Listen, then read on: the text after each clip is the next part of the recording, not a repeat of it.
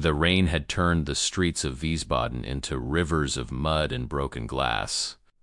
Corporal Isaiah Watts stood in the doorway of what had once been a bakery, watching the gray sky bleed into the skeletal remains of the city. It was April 1945, and Germany was dying in pieces. The smell of wet ash hung in the air, mixing with the diesel exhaust from the convoy of jeeps rumbling past. Isaiah pulled his collar tighter against the cold, his dark fingers numb even inside his gloves. He'd been cold since landing in France 8 months ago, a different kind of cold than Alabama ever produced, something that went deeper than skin and settled in the bones. He wasn't supposed to be here. None of the men from the 92nd Infantry Division's Quartermaster Battalion were supposed to be doing intelligence work. But the Army had a way of using black soldiers wherever they were least expected and most expendable. When Captain Reinhardt from the Counter Intelligence Corps needed someone who could move through the ruins without drawing attention, someone the Germans wouldn't immediately recognize as a threat, someone disposable if things went wrong, Isaiah's name had been pulled from a list. He'd been driving supply trucks 3 weeks ago. Now he wore civilian clothes that didn't quite fit and carried a .45 caliber pistol he'd never fired at a living person. "You understand what you're looking for?" Captain Reinhardt had asked him yesterday in the commandeered hotel that served as CIC headquarters. The captain was thin and pale with wire-rimmed glasses that caught the lamplight. He smoked constantly, German cigarettes he'd confiscated from somewhere. Any coded messages, any radio equipment, anything that suggests contact with Nazi intelligence networks. The woman's name is Marlene Vogel. She worked as a translator for the Wehrmacht before the collapse. We have reason to believe she's still operational. Isaiah had nodded, keeping his face neutral. He'd learned that skill early. In Mississippi, where the wrong expression could get you killed. Refined it in basic training, where white officers looked for any excuse to put a black soldier in the stockade. "Yes, sir. What's my cover?" "You're with Graves Registration. Looking for documentation on American casualties. Germans are more likely to talk to someone they think is just cleaning up bodies." Reinhardt had smiled without warmth. "They don't see you as a real soldier anyway. Use that." The rain intensified, hammering against the broken cobblestones. Isaiah crossed the street toward the address he'd memorized. A 3-story building that had somehow survived the bombing, mostly intact. The ground floor windows were boarded up, but he could see candlelight flickering behind blackout curtains on the 2nd floor. He'd been watching the building for 2 days now, cataloging who came and went.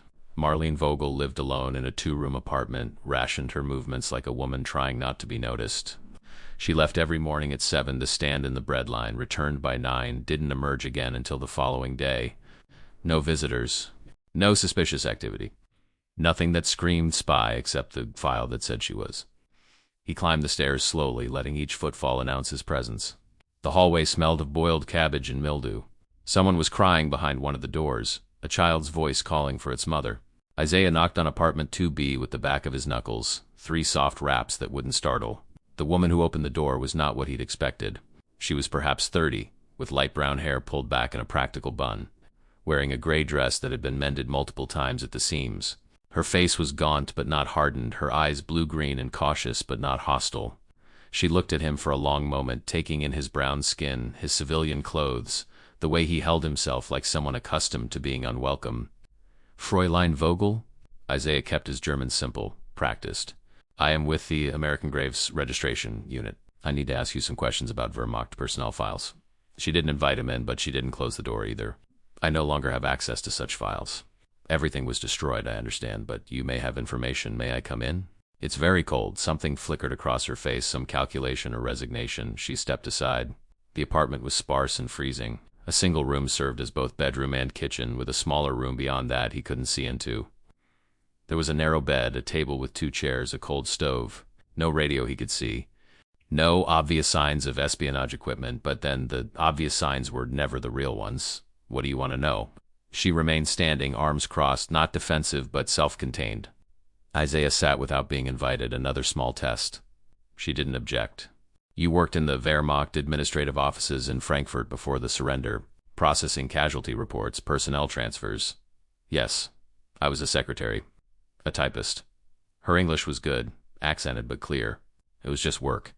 "I needed to eat. Everyone needed to eat." Isaiah pulled out a small notebook, a prop more than anything. "Did you process any reports regarding American prisoners of war? Transfers to camps, interrogations?" "Sometimes. I typed what I was told to type. She moved to the stove, began arranging kindling as if his presence didn't matter. I don't remember names. There were too many. He watched her hands as she worked. They were steady, efficient, the hands of someone who'd learned to waste no motion. There was a small scar on her left thumb, white against her skin. Were you ever asked to translate interrogation reports? American soldier statements? She struck a match, touched it to the kindling. The flame caught slowly. Why are you really here, Corporal? She glanced at him and he realized she'd read his rank somehow, seen through the civilian disguise. Graves Registration doesn't care about interrogation reports. Isaiah felt the moment shift. Careful dance of lies becoming something more dangerous and more honest. Why do you think I'm here? Because someone told you I was a spy. She said it matter-of-factly, feeding small pieces of wood into the growing fire. Because someone always tells the Americans that everyone was a spy. It's easier than admitting we were just trying to survive, were you? He kept his voice neutral. Just trying to survive? Marlene stood, wiping ash from her hands onto her dress. Aren't we all, Corporal? You wearing that uniform for a country that treats you like something less than human? Me typing reports for men who would have killed me if I'd refused. We do what we must to see another morning. The words hit harder than Isaiah expected, cutting through the professional distance he'd been taught to maintain. He thought about Captain Reinhardt's casual dismissal, the way white officers spoke about black soldiers when they thought no one was listening, expendable, useful for the dirty work. He thought about the segregated mess halls, the separate blood supplies in field hospitals, the lynching he'd witnessed in Alabama when he was 12 years old. It's not the same, he said, but the words felt hollow. No, she agreed, sitting finally in the chair across from him. Your chains are different from mine, but we both wear them. They sat in silence while the fire struggled against the cold. Somewhere in the building, someone was playing a phonograph, scratchy German jazz filtering through the walls. Isaiah knew he should be searching the apartment, looking for evidence, proving his worth to Reinhardt. But something held him there, something in the woman's eyes that recognized him not as a black soldier or an American or an investigator, but simply as another human being caught in the machinery of war. I have to search your apartment, he said finally. I'm sorry. I know. She gestured toward the inner room. There's nothing to find, but you have to look or they'll punish you. He stood, moved to the doorway of the second room. It was even smaller than the first, barely large enough for a narrow wardrobe and a washstand. He opened the wardrobe methodically, checking the pockets of her few dresses, the lining of her coat. Nothing. The washstand held a chipped basin, a sliver of soap, a hairbrush with several broken teeth. He ran his hands along the walls, checking for loose boards or hidden compartments. Nothing. When he returned to the main room, Marlene was heating water over the struggling fire, a dented kettle balanced on 2 bricks. Would you like tea? It's not real tea, just herbs. But it's warm. I shouldn't, but he sat anyway. Watching her move through the ritual of preparing 2 cups with a grace that spoke of better times. She poured the pale liquid into mismatched cups, handed him one without ceremony. It tasted like nothing, like hot water with the memory of plants, but the warmth was real. Why did you volunteer for this? She asked it gently, without judgment. To search apartments, to look for spies? You could have stayed with your unit. I didn't volunteer. They assigned me. Isaiah wrapped his hands around the cup. But I could have refused, probably. Taken whatever punishment they gave. I didn't. Why not? He considered lying, maintaining the professional distance. But something about the quiet apartment, the woman's steady gaze, the shared understanding of survival and systems designed to crush them, made honesty feel less dangerous than deception. Because I thought if I did this well enough, proved I was useful for more than hauling supplies, maybe they'd see me as a real soldier. A real man. Stupid, I know, not stupid. Marlene sipped her tea, steam rising between them, hopeful. Which is more dangerous? Over the following weeks, Isaiah returned to apartment to B 7 times. Each visit was officially about gathering intelligence, building a case. He'd report back to Captain Reinhardt with careful nothings. Subject remains under observation. No suspicious activity detected. Recommend continued surveillance. The captain would nod, light another cigarette, send Isaiah back into the ruins. But the truth was more complicated. Isaiah found himself arriving earlier than necessary, staying longer than justified. They talked about small things at first, the weather, the bread lines, the rumors of war crimes, trials. Gradually, in the way of people who recognized something essential in each other, they began to talk about real things. Marlene told him about her childhood in Bavaria, about her father who'd been a teacher before the Nazis purged the universities, about her mother who died of pneumonia in the first winter of the war. She told him about the Wehrmacht officer who'd recruited her. Not for ideology, but because she spoke English and French and they needed translators more than they needed her consent. He told me I could type reports or I could go east to the camps, she said one evening as they sat by the window watching darkness claim the ruined city. I chose the typewriter. I told myself I wasn't really part of it, that I was just words on paper. But words kill too, don't they? Just slower, quieter. Isaiah told her about Mississippi, about picking cotton in fields that stretched to the horizon under a sun that felt like punishment. He told her about the school that only ran 6 months a year because black children were needed in the fields, about the teacher who'd given him books anyway, who'd taught him to read by lamplight after the work was done. He told her about joining the army because it was the only way out, about discovering that the Jim Crow he'd fled had simply followed him across the ocean in different uniforms. I thought the war would make things different, he admitted. Thought fighting for democracy meant we'd finally get some. But they still make us use separate latrines, still act like our blood will contaminate theirs if it mixes in the transfusion bottles. We're good enough to die, but not good enough to eat at the same table. Marlene reached across the space between them, touched his hand briefly, withdrew. The war doesn't change anything. It just makes visible what was always there. The touch stayed with him for days, a warmth that had nothing to do with temperature. The interrogation happened on a Tuesday. Captain Reinhardt summoned Isaiah to headquarters with no explanation, just a terse order delivered by a corporal who wouldn't meet his eyes. When Isaiah arrived, Marlene was already there, sitting in a wooden chair in the basement room they used for questioning. Her hands were bound behind her, her face pale but composed. 2 MPs stood by the door, white soldiers with nightsticks and contempt in their eyes. Someone reported seeing her with radio equipment, Reinhardt said, not looking at Isaiah. Claims she's been transmitting to Nazi holdouts in the mountains. We need to know what she knows. Sir, I've been watching her for weeks. There's no equipment. I didn't ask for your assessment, Corporal. I asked you to translate. She's refusing to speak English. Reinhardt moved to stand in front of Marlene, his shadow falling across her face. Tell her we can do this the easy way or the hard way. Her choice. Isaiah moved forward slowly, every instinct screaming at him to refuse, to protect, to do something other than become part of this machinery. But he was a black corporal in a segregated army, and refusal meant the stockade at best, execution at worst. He looked at Marlene, saw her eyes meet his with something like understanding, like forgiveness for what he was about to do. Fräulein Vogel, he said in German, keeping his voice steady. The captain wants to know about radio transmissions. He says someone saw equipment in your apartment and someone is lying or mistaken. Her German was clear, unflinching. I have no radio. I have nothing to transmit and no one to transmit it to, Isaiah translated. Reinhardt's mouth tightened. Ask her about her contact with Wehrmacht intelligence. Names, locations, any information about remaining Nazi cells. The questions went on for 2 hours. Reinhardt circled, smoked, occasionally slammed his palm on the table beside Marlene's chair. The MP shifted position, implied threat without direct action.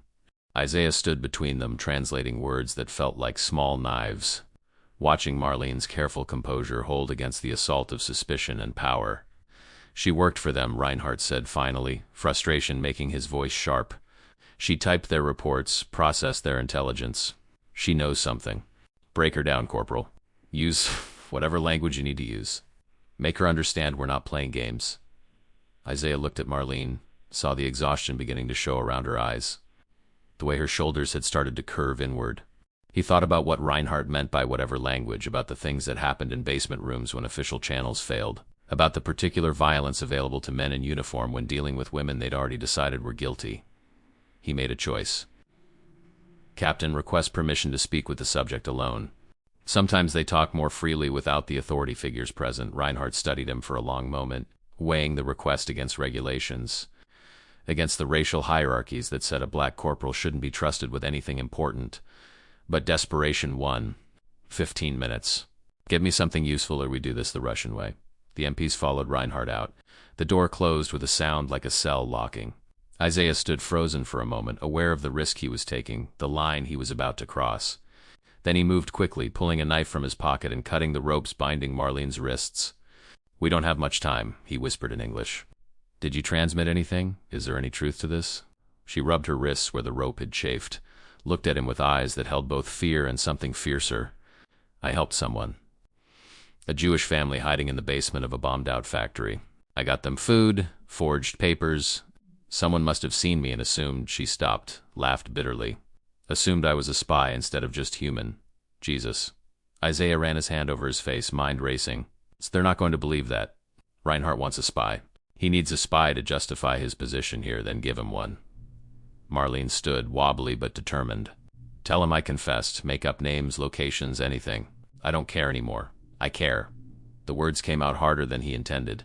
I'm not feeding you to them. Then what? We run? She gestured at the locked door, the impossible situation. You throw away everything for someone you barely know? They'll execute you for helping me escape. They'll call it treason or desertion or whatever word makes it easy to put a bullet in your head. Isaiah knew she was right. He knew the smart thing, the safe thing, was to translate whatever lies would satisfy. Reinhardt and walk away. Survive. Make it home to Mississippi or wherever. Black soldiers would be allowed to exist after this war ended. But he'd spent his whole life making the safe choice. Swallowing the safe words, being the good Negro who didn't cause trouble. And it had earned him nothing but contempt and cold in a basement room where he was expected to participate in breaking another human being. I have an idea, he said. It's insane, but it might work. When Reinhardt returned, Isaiah had a story ready. Marlene had confessed, he said, to working with a Nazi intelligence network. But the network was small, disorganized, more resistance fantasy than actual threat. She'd given him names. All deceased Wehrmacht officers Isaiah had found in casualty reports. She'd given him locations, all buildings that had been destroyed in the bombing. She'd given them everything, but everything was already gone, burned to ash along with the Reich. She's useful as a source, Isaiah argued, watching Reinhardt's face for signs of belief or suspicion. She knows the network structure, can identify other operatives. But if we prosecute her now, we lose access to that knowledge. Let me continue the surveillance, develop her as an asset. It was a gamble built on ego and bureaucracy. Reinhardt wanted to be the CIC officer who'd recruited a German spy who'd turned an enemy into an intelligence source. He wanted the commendation, the advancement, the proof that he was more than just a paper pusher in occupied territory. He agreed. The spring turned to summer, and the ruins of Wiesbaden filled with American soldiers and German survivors learning to navigate the strange new world of occupation. Isaiah continued his official surveillance, filing reports that painted Marlene as a cooperative source providing low-level intelligence on former Wehrmacht personnel. Captain Reinhardt basked in the small glory of running an agent, never suspecting that the intelligence was carefully crafted fiction. Dead ends and false names assembled from Isaiah's careful study of destroyed records. But the real surveillance, the real watching, was something different. Isaiah found himself at apartment 2B almost every evening, no longer pretending it was duty. They'd sit by the window as the light failed, sharing whatever food they could scrounge from the black market and the chaos of occupation. Sometimes they talked. Sometimes they sat in comfortable silence, two people who'd learned that survival meant more than just breathing. One night in July, with the heat making the small apartment feel even smaller, Marlene asked him about Alabama. Do you miss it? Want to go back? Isaiah considered the question, thought about the red earth and the live oaks and the weight of generations of slavery that hung in the air like humidity. I miss parts of it, the land, the music, my grandmother's voice, but I don't miss what it made me be. The constant calculation of survival. The way you had to make yourself smaller, quieter, less threatening just to walk down a street. And here, she turned to look at him in the dim light. Are you different here?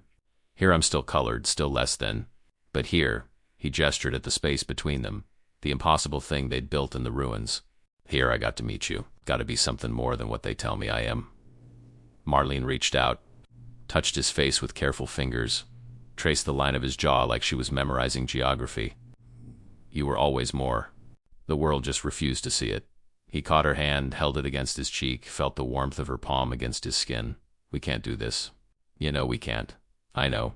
But she didn't pull away. The army would court-martial you for fraternizing with the enemy. The Germans would call me a traitor for choosing a black man.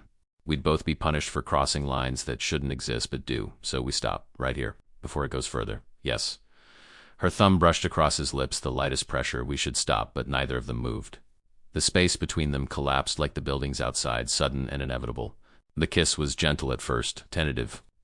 Two people testing the reality of something they'd both been imagining for months. Then deeper, hungrier, all the loneliness and fear and desperate hope of survival pouring into the connection of mouths and hands and bodies pressed, together in defiance of every law and custom and rational thought. They made love on the narrow bed while the city slept, while somewhere white soldiers patrolled the streets and German civilians dreamed of what they'd lost, and the summer night held its breath around them.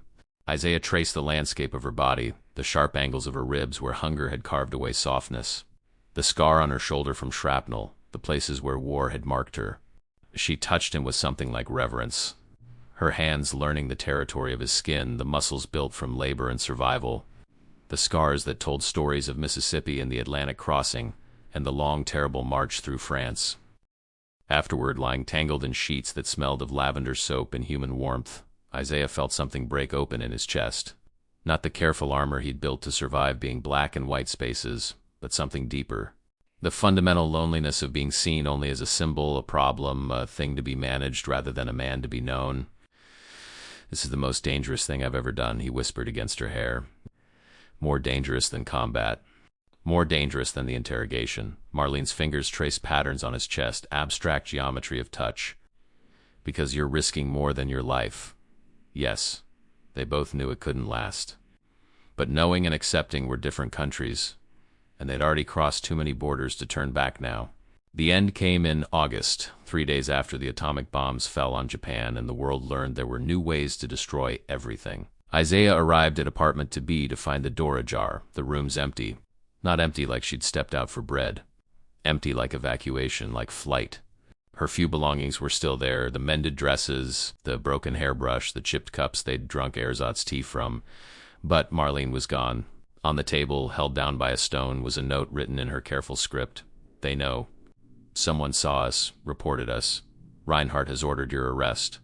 They're coming for both of us. I won't let them destroy you for loving me. By the time you read this, I'll have turned myself into the British sector. I'll confess to espionage, confirm everything Reinhardt suspected. It will end the investigation. You'll be safe. Forgive me for not being strong enough to say goodbye to your face. I would have stayed. I would have chosen the execution if it meant one more night, but I love you too much to let you burn with me. Remember that we were real, that this mattered, that for a few months in the ruins we were more than what the world tried to make us." Isaiah read it 3 times, the words blurring as his hands began to shake. He thought about running after her, finding her before the British did, trying to undo what she'd already set in motion, but he knew it was too late. Marlene had made the calculation, chosen the path that gave him the best chance of survival. She'd learned from her time with the Wehrmacht that sometimes sacrifice was the only agency available to the powerless. He burned the note in the cold stove, watched the paper curl and blacken, and turn to ash. Then he walked back to the CIC headquarters, where Captain Reinhardt was waiting with 2 MPs in a manila folder thick with reports. "Corporal Watts." Reinhardt's voice was cold, satisfied. "You've been compromised. The subject has confessed to using you to gather intelligence, claims she seduced you to gain access to American operations. The British are taking custody. You're being transferred back to the 92nd for disciplinary action." Isaiah stood at attention, face carefully neutral, giving them nothing. "Yes, sir, you're lucky this wasn't during combat. Fraternizing with enemy agents would have earned you a firing squad." Reinhardt lit a cigarette, studied Isaiah like an insect under glass. "As it is, you'll likely face court-martial, reduction in rank, dishonorable discharge. Throw away your service for a German whore. Was it worth it?" Every muscle in Isaiah's body wanted to lunge, to wrap his hands around Reinhardt's throat and squeeze until the contempt died in his eyes. But that was what they wanted. The violent Negro, the savage, the confirmation of every prejudice. So he swallowed the rage, let it burn in his chest where they couldn't see it. "No, sir," he said. "It was not worth it." The lie tasted like ash. The court-martial never happened. 3 weeks later, Japan surrendered and the machinery of war ground to a halt. In the chaos of demobilization and occupation, a black corporal who'd been compromised by a German woman wasn't worth the paperwork. Isaiah was quietly transferred to a graves registration unit in Belgium, spent 6 months processing bodies before being shipped back to the States with a general discharge and instructions to be grateful it wasn't worse. He never saw Marlene again, never learned what happened to her after the British took custody. Whether they believed her confession or saw through it, whether she survived or became another casualty of the peace that was somehow more brutal than the war. But sometimes on quiet nights in the small house he eventually bought in Philadelphia, working as a porter because no one would hire a Negro with a general discharge for anything better, Isaiah would remember the taste of ersatz tea, the sound of rain on broken cobblestones, the feel of her hand against his face, fingers tracing the geography of his skin like he was territory worth exploring.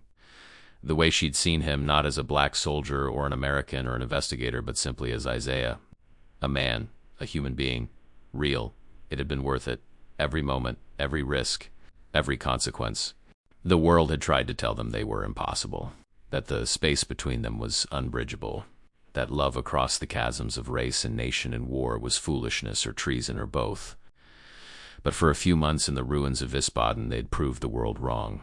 They'd built something real in the rubble, something that mattered, something that couldn't be reduced to intelligence reports or disciplinary actions or the cold mathematics of survival. Isaiah carried it with him until the day he died 40 years later, in a country that still didn't quite know what to do with men like him.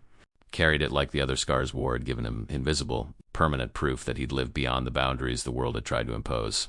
On his deathbed, surrounded by children and grandchildren who'd never known war but knew well enough the different battles of peace. Isaiah's last words were in German, a language he'd never quite forgotten. Ich würde wieder W. Helen. I would choose again.